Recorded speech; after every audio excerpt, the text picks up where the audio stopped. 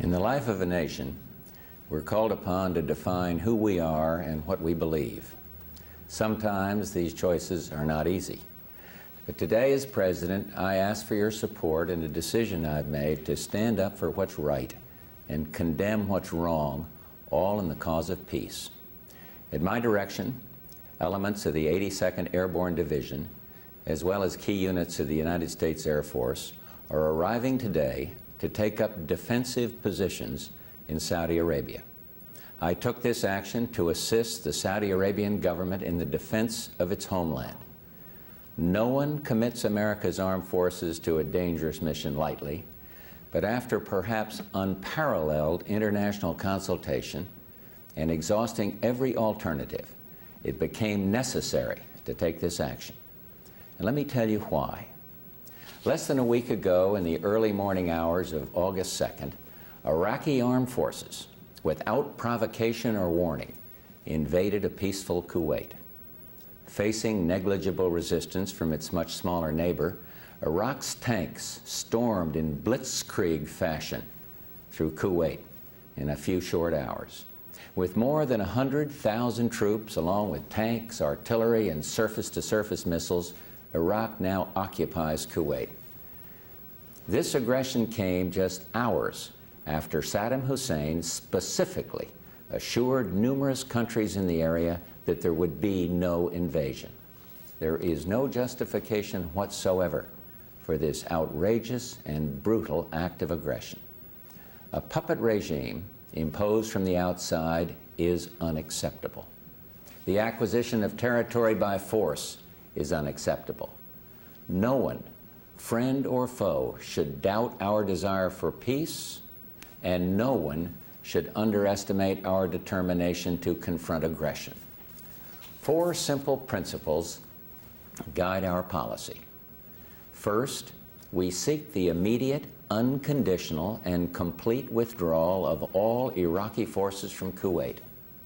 Second, Kuwait's legitimate government must be restored to replace the puppet regime. And third, my administration has been, as has been the case with every president, from President Roosevelt to President Reagan, is committed to the security and stability of the Persian Gulf. And fourth, I am determined to protect the lives of American citizens abroad. Immediately after the Iraqi invasion, I ordered an embargo of all trade with Iraq, and together with many other nations, announced sanctions that both froze all Iraqi assets in this country and protected Kuwait's assets. The stakes are high.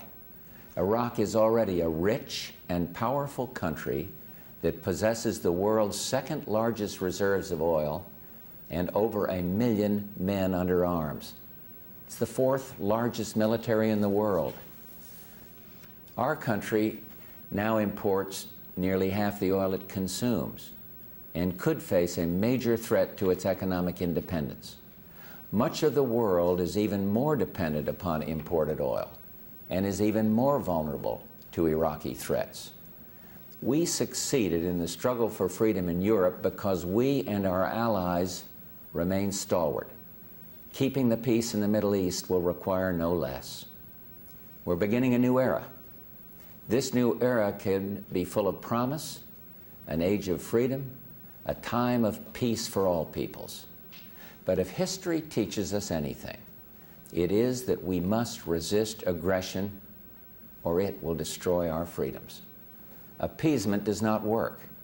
As was the case in the 1930s, we see in Saddam Hussein an aggressive dictator threatening his neighbors. Only 14 days ago, Saddam Hussein promised his friends he would not invade Kuwait. And 4 days ago, he promised the world he would withdraw. And twice we have seen what his promises mean. His promises mean nothing. In the last few days, I've spoken with political leaders from the Middle East, Europe, Asia, and the Americas, and I've met with Prime Minister Thatcher, Prime Minister Mulroney, and NATO Secretary General Werner, and all agree that Iraq cannot be allowed to benefit from its invasion of Kuwait. We agree that this is not an American problem. or a European problem or a Middle East problem. It is the world's problem. And that's why, soon after the Iraqi invasion, the United Nations Security Council, without dissent, condemned Iraq, calling for the immediate and unconditional withdrawal of its troops from Kuwait. The Arab world, through both the Arab League and the Gulf Cooperation Council, courageously announced its opposition to Iraqi aggression. Japan, the United Kingdom, and France and other governments around the world have imposed severe sanctions. The Soviet Union and China ended all arms sales to Iraq. And this past Monday, the United Nations Security Council approved for the first time in 23 years mandatory sanctions under Chapter 7 of the United Nations Charter. These sanctions, now enshrined in international law, have the potential to deny Iraq the fruits of aggression, while sharply limiting its ability to either import or export anything of value, especially oil. I pledge here today that the United States will do its part to see that these sanctions are effective and to induce Iraq to withdraw without delay from Kuwait.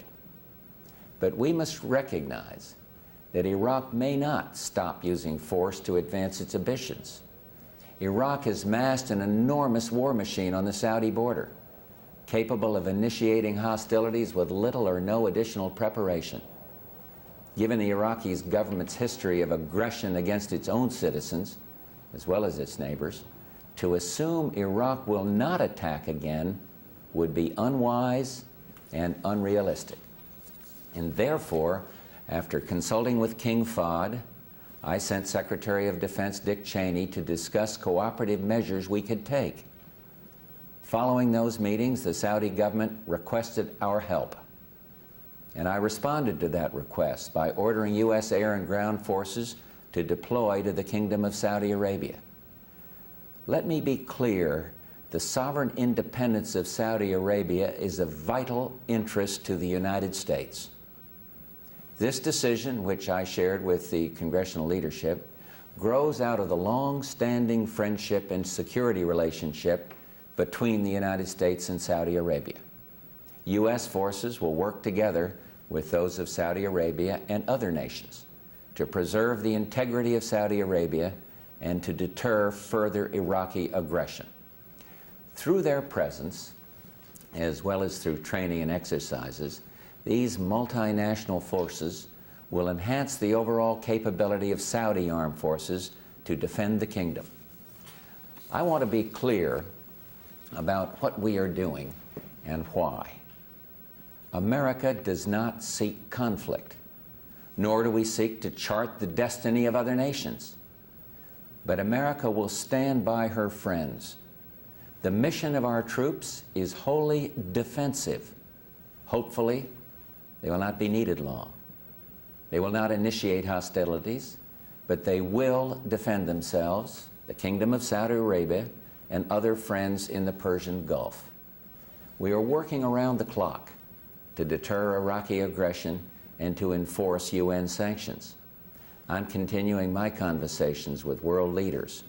Secretary of Defense Cheney has just returned from valuable consultations with President Mubarak of Egypt and King Hassan of Morocco. Secretary of State Baker has consulted with his counterparts in many nations, including the Soviet Union, and today he heads for Europe to consult with President Özal of Turkey, a staunch friend of the United States. And he'll then consult with the NATO foreign ministers. I will ask oil-producing nations to do what they can to increase production in order to minimize any impact that oil flow reductions will have on the world economy. And I will explore whether we and our allies should draw down our strategic petroleum reserves. Conservation measures can also help. Americans everywhere must do their part. And one more thing. I'm asking the oil companies to do their fair share. They should show restraint and not abuse today's uncertainties to raise prices. Standing up for our principles will not come easy. It may take time and possibly cost a great deal. but we are asking no more of anyone than of the brave young men and women of our armed forces and their families. And I ask that in the churches around the country, prayers be said for those who are committed to protect and defend America's interests. Standing up for our principle is an American tradition. As it has so many times before, it may take time and tremendous effort, but most of all, it will take unity of purpose. As I've witnessed throughout my life, in both war and peace, America has never wavered when her purpose is driven by principle. And in this August day, at home and abroad, I know she will do no less. Thank you, and God bless the United States of America.